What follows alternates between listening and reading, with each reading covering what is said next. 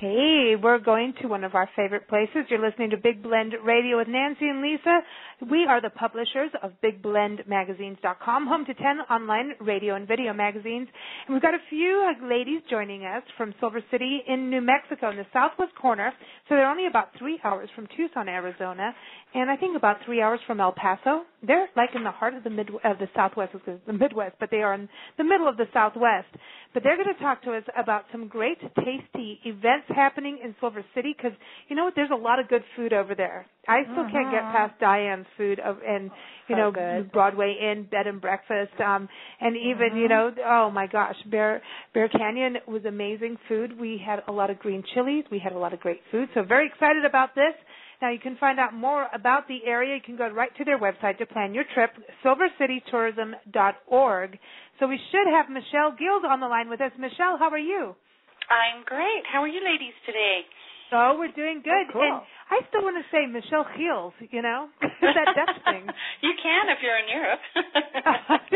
Everyone will completely understand. I know. So tell us, I know you've got a few guests with you today because you've got a lot of good stuff happening in Silver City. We do, yes. We have a great culinary scene here, and we have a wonderful fiesta coming up next month. We'd like, next month, we'd like to chat about. Yeah, cool. Now, I'm excited about this because now I don't know if did Cissy make it on the show with you today? Yes, I'm here. Hey, Cissy, how are you? Cissy McAndrew. Now, Cissy was one of our tour guides. Michelle was a tour guide with us, too. She took us around and actually, Michelle, I have to say this. Michelle showed Priscilla, our pink sock monkey, our travel mascot, her first snow. Yes, she did. Yeah. They bonded. Yeah. So now she has to meet Serena, right? Serena is going to. I want to know about Serena. Serena of Silver City. She's going to have a mascot. Yeah. We have our new mascot, so they'll have to get together when you guys visit. I love that. So now Cissy McAndrew was also one of our tour guides when we were there we were there at St. Patrick's Day and that whole weekend. And Cissy, what I thought was really amazing, you're from the Green Chamber of Commerce for Silver City. And I think a lot of people, number one, before we talk about tamales, can you explain what a Green Chamber of Commerce is about? Sure. When we speak green, I try to think of it of economy and building a sustainable community. So we were formed about 3 years ago, and we Las Cruces has a green chamber, Silver City, Taos, Albuquerque.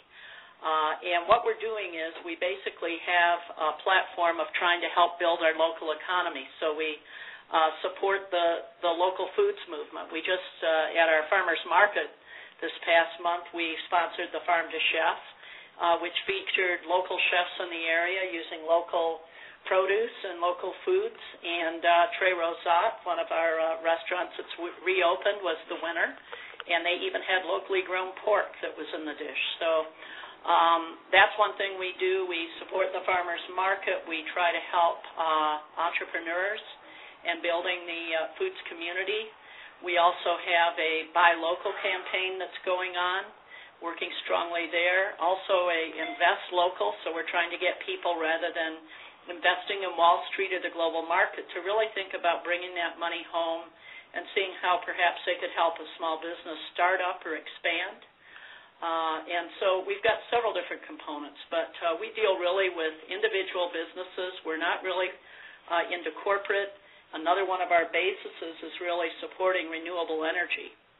So we recognize that there is climate change, and we support solar, and that's a big difference between our Chamber of Commerce and the U.S. Chamber of Commerce or other chambers. Most of them actually, the U.S. Chamber of Commerce does not recognize global warming. So no, I know. That's a big difference right there. And, can I say that they also do not have to tell their campaign contributions either? And right. But I firmly believe one day to partner with the Arts and Cultural District. We also do the fulfillment here at the Visitor Center. So we have it open 7 days a week now, always ready to accept all those people from all over the world, honestly. We've got people coming in from Europe on a regular basis, and We're open from 9 to 5, Monday through Saturday, and then Sunday we're open from 10 until 2. And so when people come in, they want to know about those events, we're ready to guide them right to the location. Well, Cissy, you mentioned about Europeans coming out to Silver City, and I think, as we've been traveling on our tour, on the National Parks tour, we've noticed it's like the Europeans are back. We lost a few visiting over, after September 11th.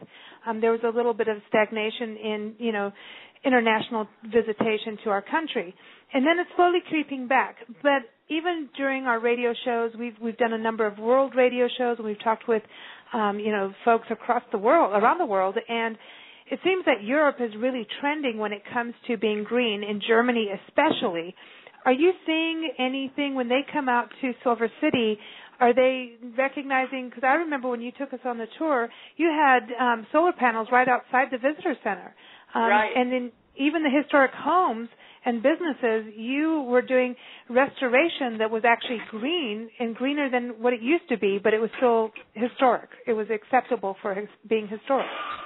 Right. Well, really, Europe and New Zealand, a lot of other countries have been way ahead of us for a long time. So when they come through, they normally do make a comment. They ask about the solar. They ask about, what we're doing as far as a community. They love the fact that we really are a true little American town, and they love that quality. Our people are so friendly. Usually when they're traveling, you'll have maybe one person that speaks very broken English, if any English at all, and then a companion that actually is pretty fluent. And but they're just absolutely wonderful. They've done a lot of research out on the Internet. They know what they're looking for. They want to come taste our foods. They want to experience who we are as a community. A few of them are trying to get some of that history on Billy the Kid, which we were, really where he was as a young child, not really where his claim to fame was. He'd left Silver City before he really started shooting guns and getting wild. We taught him how to read and write. So, again, we provided Billy the Kid with culture before he left. Okay, but wait a minute. Did he so he could read his unwanted posters. Yes, and Cissy, do you think he can make a tamale? Yes. I bet he ate a lot of them. Yeah, this is, and that's really part of what the Tamale Fiesta is all about. Now, last year we called it the New Mexico Tamale Fiesta because our committee was made up with Anglos, and we really wanted to start this off to celebrate the Hispanic culture of Grant County and Silver City. And luckily this year we have a committee that is really cross-cultural and cross-generational, and they immediately said, we've got to change the name of the event. It's the New Mexico Tamal Fiesta y Más, and it's tamal because we're celebrating one tamal. Tamale is actually plural. So, that's right. yes, and we have contests. We'll have booths with not only tamales, but all sorts of different foods. We've got vendors, arts and craft vendors. We have entertainment. So it is a day to really come downtown. It's right in historic downtown on Broadway. And we have booths there, and people say, well, why are you doing it in the middle of the winter? For one thing, that is, again, traditional. This is when a lot of tamales are sold for fundraising and to help celebrate the holidays, so it's a perfect time. And then we encourage people. We had a beautiful day last year. We have sunshine so often, but also you can heat yourself from the inside out, and that's what the tamales are all about. And, of course, right now everybody's getting their Hatch green chili. Hatch, which is about 90 miles to the southeast of us, is actually the chili capital of the world. So, again, it's something that brings the entire region together. And we're looking forward to getting more people from across the border, and I mean across the border there in Arizona, to come on over and enjoy our good food and our great people. Well, we're ready. I tell you what, anybody who doesn't like a good hot tamal, I like to say hot tamales. And seriously, Cissy, you have just explained why when we go somewhere, like when we go to Mexico and order tamales, we get a whole ton instead of just one each. Yeah, right. Yes.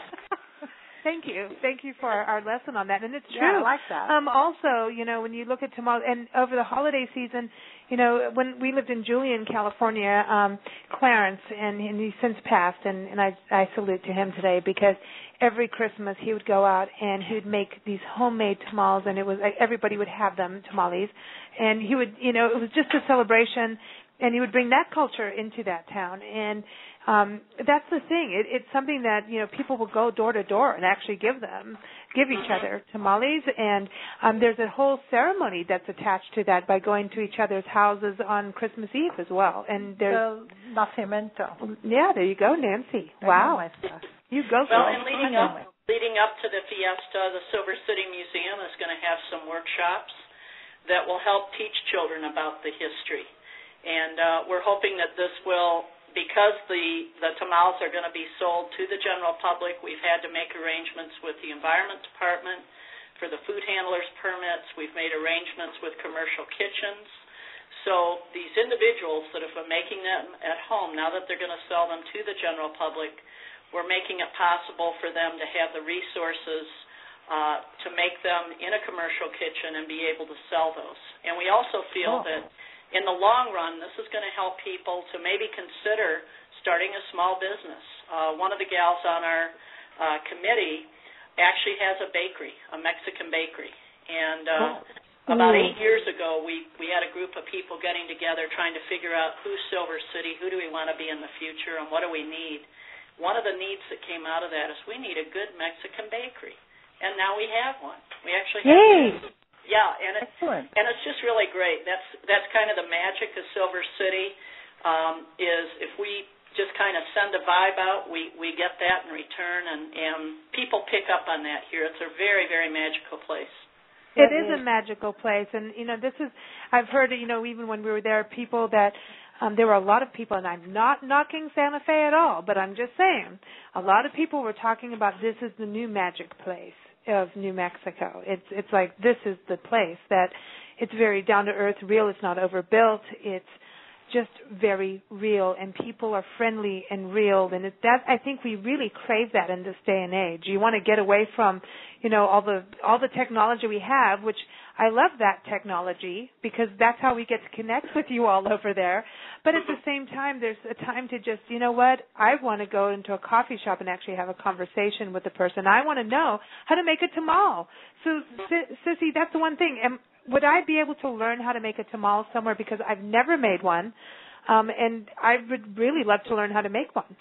Yes, we'll have people that are teaching how to do that. And one thing that we learned last year was we had the cutoff date for booze pretty close to the fiesta. Well, with the number, we were requesting that people come with at least 300.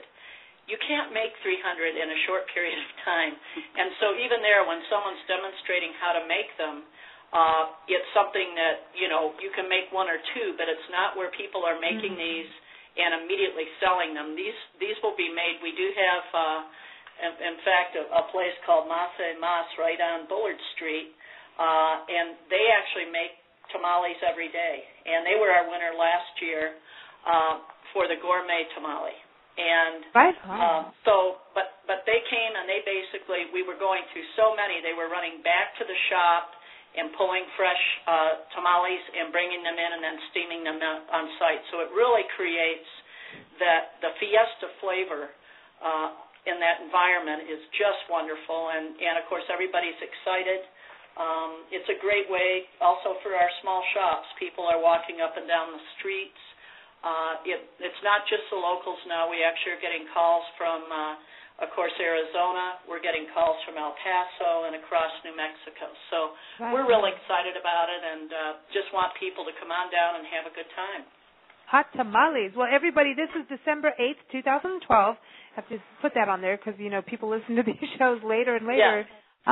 And the website for this is tamalfiestaymas.org, and that's T-A-M-A-L, tamal, fiesta, then E is Y, mas, M-A-S, so tamalfiestaymas.org. Now, also, I know we've got Blake, who is from the Mimbres Region Arts Council, joining us. Blake, how are you doing? I'm good. How are you doing? Good. Now, I'm excited about this because we're talking about tamales Now, come on, that's really some good food, and I'm serious. Again, like, Silver City's, I'm ready. I'm so hungry right now. It's not even funny. I haven't had lunch, and I'm going, this is really not helping me whatsoever.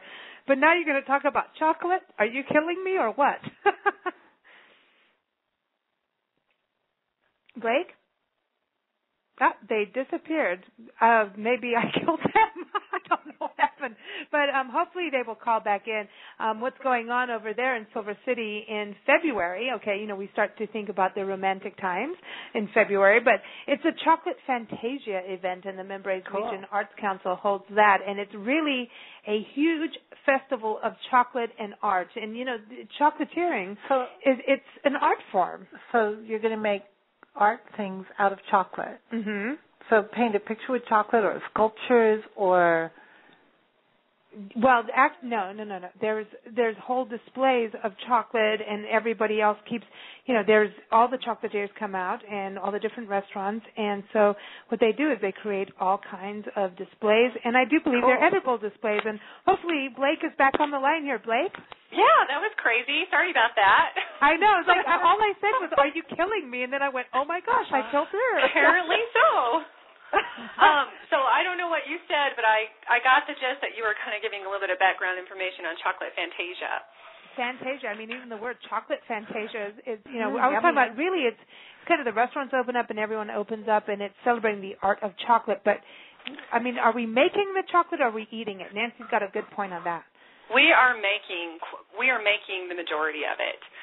So for the event, it's all downtown. We have the different galleries and different shops and restaurants downtown all open up, and they serve really high quality. A lot of it is handmade, fine chocolate. And it's sort of like a trick-or-treating. You buy a card and you go around and you visit each location and you get one of these fabulous chocolates, and they are really to die for. Nice. I'm all into chocolate. Now I have to ask this because we were talking about tamales early. Now, Blake, what do you think about this? And I always bring this up on shows whenever anybody talks about chocolate, and most people think I'm nuts. But what do you think about a really good, fine tequila that you're going to sip with some chocolate? Well, I hadn't thought about that. This is kind of an Saturday afternoon kind of excursion. So I'll let you know then.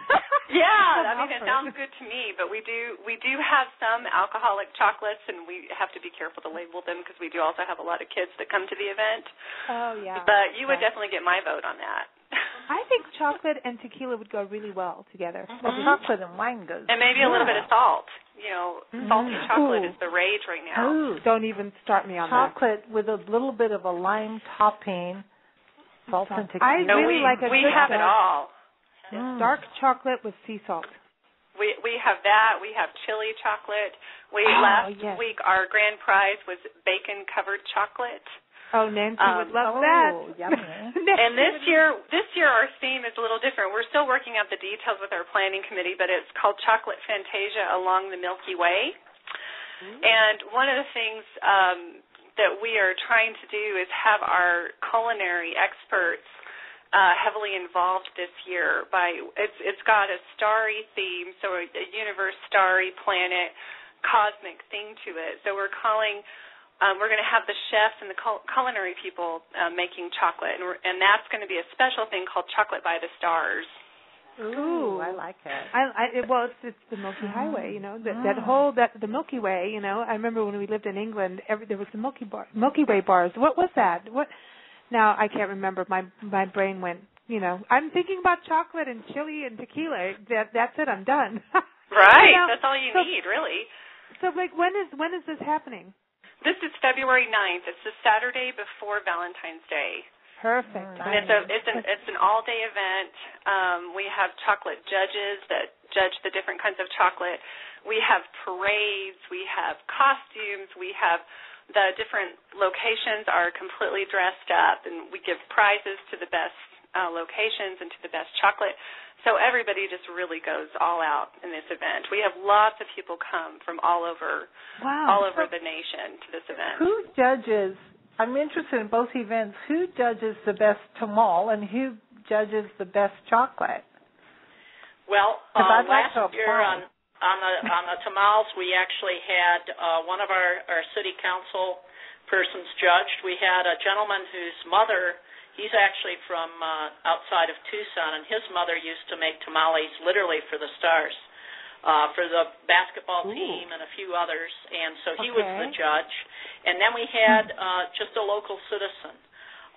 This year we have Lawrence Royal, who is the president of the New Mexico Green Chamber, and he's also works for the U.S. Agricultural Department. So we've got him. We're actually trying to get a renowned chef from the state of New Mexico, so we have not quite located him yet, somebody that everybody respects. And then we'll have a... You're saying you don't need me to come judge? Is that what you're trying to say? Well, we'd love, as you were talking a little while ago about your tequila and chocolate, I kind of whispered over to Blake, and I think you better enter. You better come up with a recipe, and you two come on over here and enter yours. We can get you a location. And, this is... Blender, a big blend chocolate. A chocolate tamale. And it's going to be huge, and there's going to be a whole lot of stuff in it. Oh, you know what? But I like this. I like this. The other thing with the tamales is, the food is different between northern and southern New Mexico. So that's one thing we need to be careful of. We may get somebody from the north, and their flavor, luckily Lawrence is from Las Cruces, so he's going to be used to the flavors that we're used to here. But if we were to get somebody to judge from the north or somebody from Mexico, their foods are totally different. So it's where we're really trying to get somebody that can tell the difference, that has a history and has knowledge of southern New Mexico foods to do the best job of judging, because, of course, the winter, we have gourmet and then we have traditional categories, but the winners will be known for having the best tamal in New Mexico, which is quite an honor. And they will be getting a beautiful handmade platter that they will be able to hang in their establishment. And then we also, to try to promote and give them a branding, we actually provide them with a electronic seal that they can then put on all of their foods that says they have the best tamal for 2012. I would like that. I'd like my branding. Thank you. I'd like to. And now Blake can tell you how they pick the judges for the chocolate. Yeah, well, Blake, I want to know about this. Can I be a judge? Yeah, well, as you can guess, it's not that hard to find judges for our event. We have volunteers signing up to be a judge a year in advance. I bet. And then once we get them, the big thing is that it's not as easy as it sounds. I mean, it sounds like you would definitely want to be a judge, but when you have 40 different kinds of chocolate in front of you, and you have to taste each one and judge it like on 10 categories, it's not for the faint of heart. It actually takes quite the person to be able to do that. And so we usually get judges from our cadre of volunteers and some of our local officials often are judges, but mostly we really have to quiz people and make sure that they love chocolate and that they know chocolate and that they understand kind of a little bit about the differences of the different types of chocolate and the quality levels. And so they're judged on all of those things, everything from presentation to texture to quality to creativity to flavor. And it's actually pretty hardcore. Does anybody do hot chocolate? They do, yeah. We've had people do, some of the different sites do like the Mexican hot chocolate. I think we had last year that was very, very good. We have chocolate ice cream, and then not necessarily in our chocolate judging, but many of the restaurants do special chocolate dinners for people. So we have a really great restaurant here called Curious Kumquat. And every year he does this really extensive, wonderful dinner where everything is chocolate. And not the sweet kind, but all. No. Yeah, the dark chocolate, like you can use it even on meats, and and moles. Don't even start me on that. Right. Moles and all of those culinary wonderful things. If we enter the chocolate tamal, we might win both. Oh, that sounds fabulous. We could freeze it. Wonderful. We could freeze it for the festive. We'll bring it to the Tamal Festival, right? And we'll freeze it so that we can enter it to the next one. No.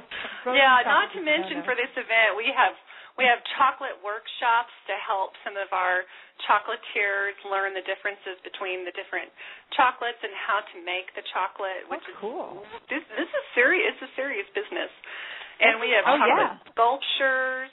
It really, if you're into chocolate at all, this is an event not to be missed. I want salty, dark chocolate ice cream with a little bit of bacon. Oh, and a splash of tequila. Yes. Fabulous. Or whiskey. That tequila keeps coming in there. I could do a chocolate sculpture. That'd be fun. We're close to the border. It's really easy just to drive down and get tequila straight from Mexico, too. Don't even start me with that.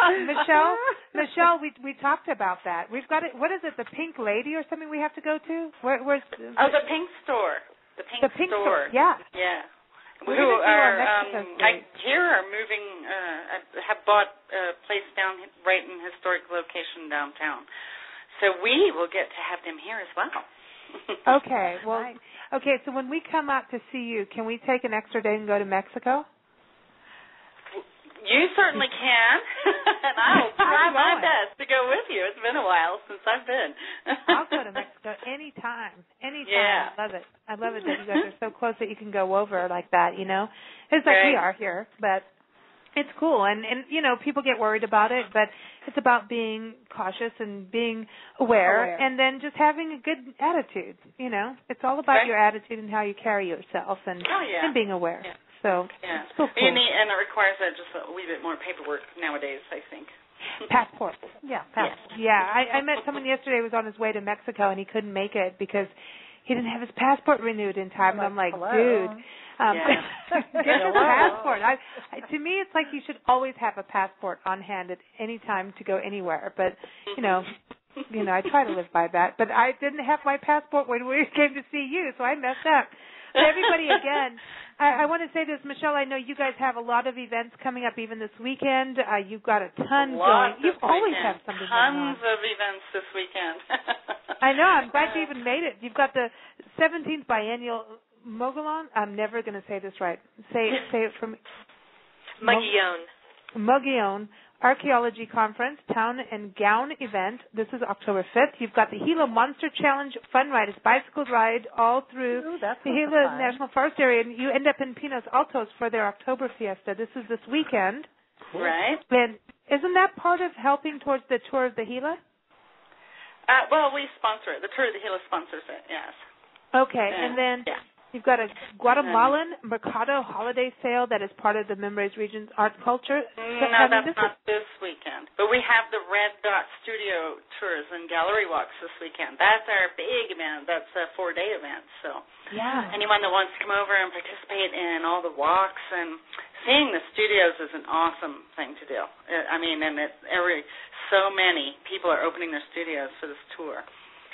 So come on over. It's a great weekend for art, great weekend for cycling, great weekend for, we have the Members Valley Harvest Festival as well. So, celebrating everything that grows from the earth. And, I'm hungry. You're making me hungrier. Everybody, SilverCityTourism.org has all the information on all the events, where to stay, where to play, all that good stuff, and all the links for all the events we've been talking about today as well.